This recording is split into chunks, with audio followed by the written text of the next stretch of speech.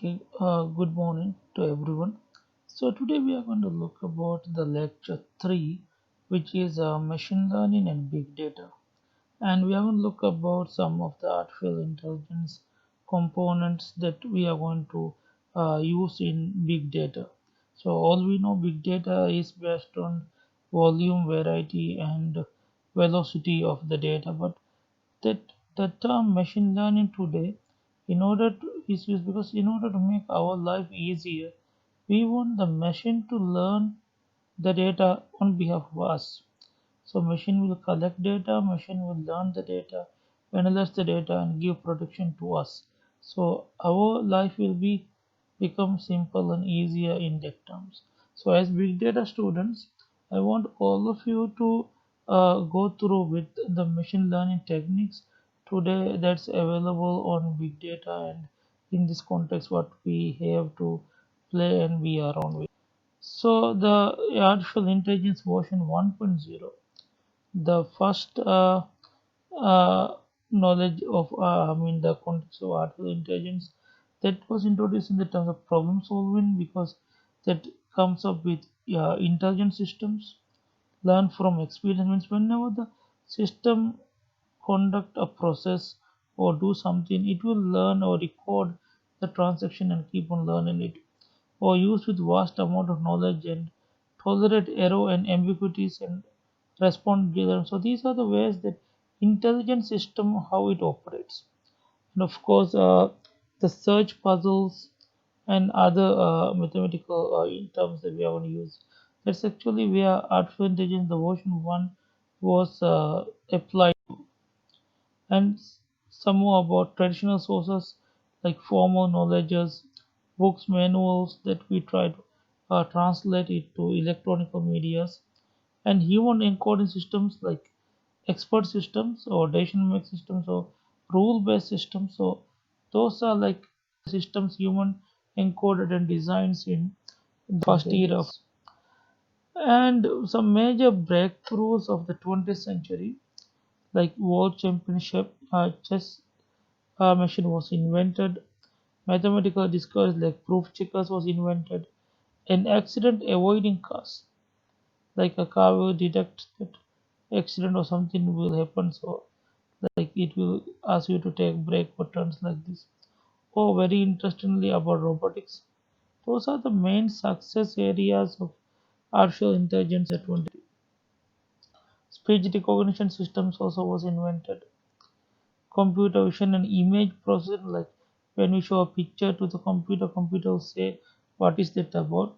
Today like uh, if you add a picture of your friend will get notification from Facebook that someone added a picture of you, so it will detect you and it will notify you. So Facebook also has this computer vision and image processing capabilities now inbuilt with it.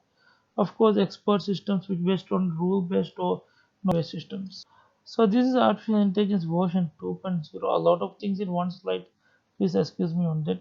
But what it comes with 2.0 is there's a major shift in paradigm, shift in science, like how people think was changed.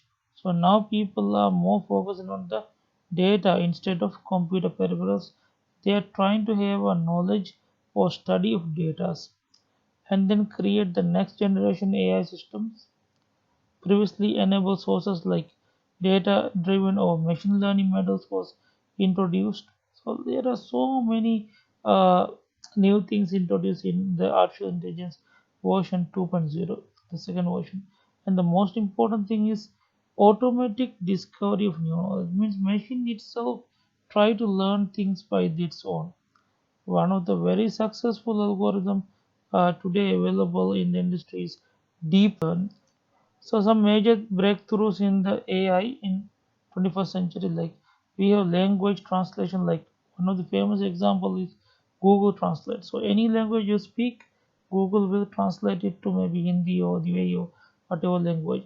We have speech to speech dialogue like Siri in mobile phones. We have autonomous vehicles and we have deep question answerings. We have RoboSuckers or some other games for use it.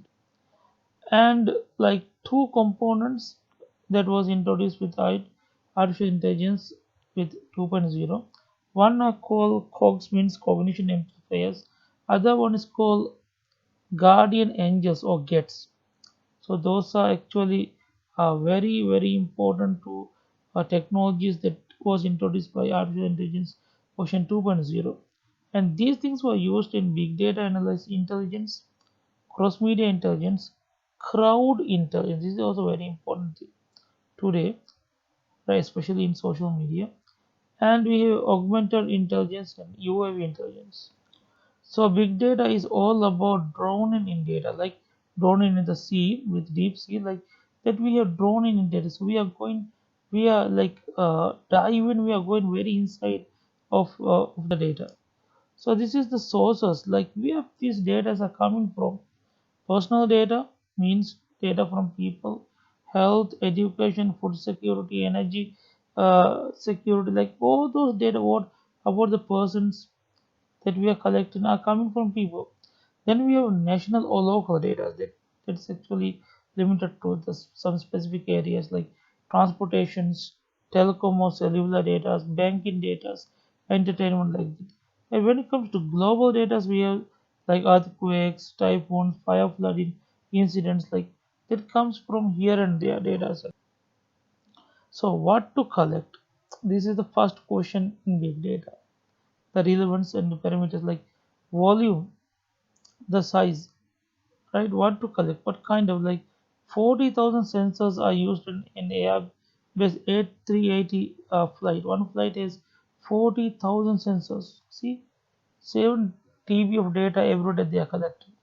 Velocities, the data rate, variety, and we have validity. Something called validity means the quality of data. If there are any missing data, incomplete data, so we have to be very careful with it. And value, of course, the data should have a value, a meaning, right? Some kind of purpose, some meaning has to be there. So necessary conditions for collections of and the use of big data. We need an infrastructure like hardware specifications. We need instruments, people, places, things that data should come from. We need computing power, right? So large computing power we need. That's actually one of the biggest challenge for this assignment also, because in order to process the data sets, the students also should have a specific computing power in their workstations. That has a limitation for us. And then we have machine learning. And so big data from health, like monitor the life parameters, endless data for the tell the signals, like if your heartbeat is very fast from your Apple Watch or your phone, it will notify you. Like today we have devices that we carry. Big data from education, like your attendance to class, your paying attention or playing games, learning speeds. So many things today are or big data from emergencies. If there's emergency situation, like the right information to the right person at the right time at the right language will be given to them. So those are how actually these big data things are being added. And let's look with the machine learning techniques, because without machine learning we cannot unlock big data. So machine learning is the key to unlock big data. So data science and machine learning. So data science is an interdisciplinary field. So in data science, we need to know a little bit about mathematics, about statistics, about information science, computer science, and everything mixed together. We are going to go with data science. And machine learning, or is it just a subfield of AI? In artificial intelligence, there is a subfield called machine learning, means learn without being explicitly programmed, like or whether we hard code or explicitly program anything, it has to learn by its own. And artificial intelligence means, of course, intelligent amplifiers or use of technology in augmented human intelligence. So data analytics is about these four steps. Step one, monitor, means what had happened, what is the error, what is the problem, what had happened, the problem. Step 2, diagnose, why did it happen. For example, like unexpected shutdown, why did it shut down. maybe due to loss of power or something like that. Prediction, what will happen, low battery or something like that. And prescription, if that is a situation like this arise, what shall be done, what should we do? So turn on the backup battery. So like we should have a data analysis on this based on learning. The role of AI, machine learning in big data. Anomaly detection, this is we can use it, like all the problem or anomalies will be detected.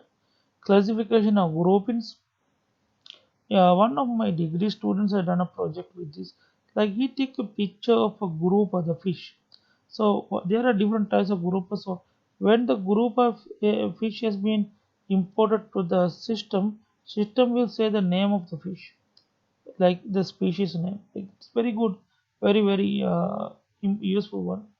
Failure predictions, prescriptive analysis like correction, correlation, so forecasting.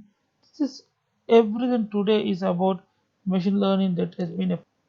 There are some problems also with this. First thing is high dimensional data.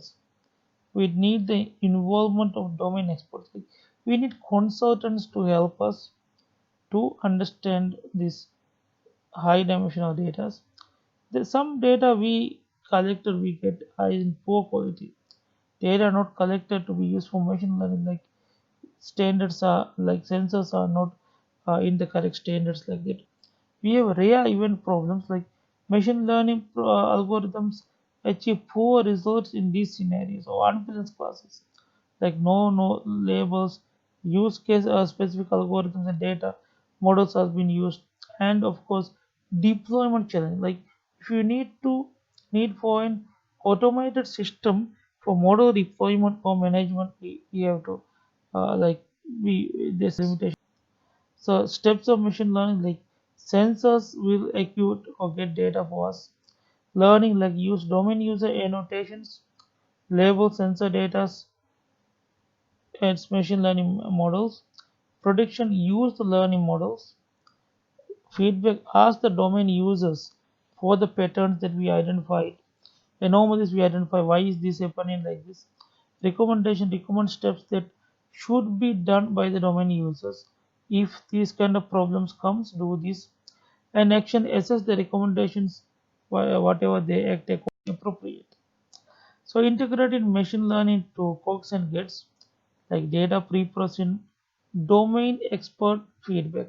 Like today we have adaptive learning, like we have applications like agents that give about data packages or what are the business packages we have. Like instead of a clerk in the reception, we have a bot or some kind of agent that talks to us, discuss with us about our worries, his customer requirements and whatever things we have. Anomaly detections, we have problem failures, we have some other things. And of course the knowledge to action, whatever the knowledge we gather we process, we have to bring that knowledge to action, means coming up with intelligent agent, and an agent that discovers and warns you about unanticipated ones, like security alerts, just in time warnings, like those kind. So artificial architectures of cogs and gates. So Cox and Gates are mobile apps actually. Today we have mobile platforms. Unlike APIs today, Cox are mass customized. Each for each individual, we can customize it. And Cox and Gates can monitor, analyze, and learn from their experience. So when we start using the processors and day by day the data collection and whatever the things we are doing, it will be learned by its own. And Cats and Cogs publish and subscribe on anonymized data of user activities. Alright, and we have like data suitable for anonymized one, like learning preferences or learning by tasks using those things. And service agents are also being created to service providers. Like it's what you said, a clerk giving information and some other backend users giving help to you, like call centers via chatbots. Guardian angels can also request and manage services on behalf of their masters. And today we have different like kinds of like option in ways models we have there. and we have privacy like individual or participant privacies or legal ones or security like concern like if this goes to wrong hands what will happen to us or to the business corp. So this is actually the knowledge source publishers. So we have user or monitoring awareness or guardian angels. That's actually the infrastructure, the cloud-based one that works with knowledge source publishers.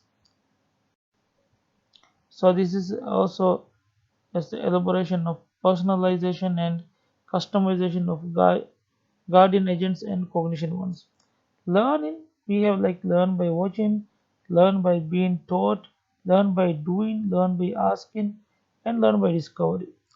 Okay, so and security, we have multimodal security authentications, big data management, we have process indexing, receiving data, clustering, and dialogue we have like with human like with chat. So what who are you? My name is Sena. So what do you have for us? We have like data packages or monthly packages. Like we can have dialogue ones. And we have self-healing like detect errors and automatically resolve errors. So this is actually the concept, the aspect of machine learning and personalizations of these two agents in big data today. So what Cox and like gets are not buildable. It's not a one single system that for all, and it's not user activated app, so it's not assume on human in the loop always. So these are like areas that these things are not being built for. Some economic impacts of artificial intelligence version 2.0. Every person on the planet will be able to perform many daily habits more effectively. Like our life is become easier. So the work, the effort we had put to our work today been reduced, and these agents are helping us. So like over 80% of the human activity are done by folks today. 7 billion people like to the market versus the 2 billion today. So like we have certain achievements that we have achieved in the in field of artificial intelligence and the help of big data. So you can just have a look of read about these things. Thank you very much. So I will be just updating a small tutorial after this. Thank you.